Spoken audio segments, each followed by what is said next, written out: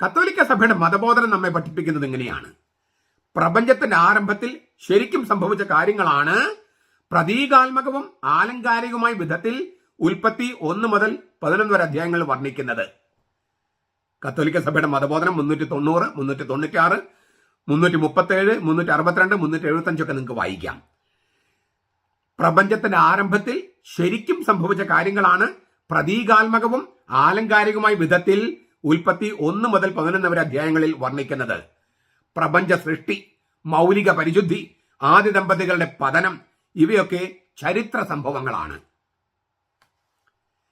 സഭയുടെ ഈ പ്രബോധനങ്ങളുടെ വെളിച്ചത്തിലും ബൈബിൾ പണ്ഡിതന്മാരുടെ കണ്ടെത്തലുകളുടെ വെളിച്ചത്തിലും ചരിത്രത്തിനും മിത്തിനും മധ്യയുള്ള ഒരു സാഹിത്യ രൂപമാണ് ഉൽപ്പത്തി 1 മുതൽ 11 വരെ അധ്യായങ്ങളിലുള്ളത് എന്നാണ് നമുക്ക് സ്വീകരിക്കാവുന്ന ഒരു നിലപാട്.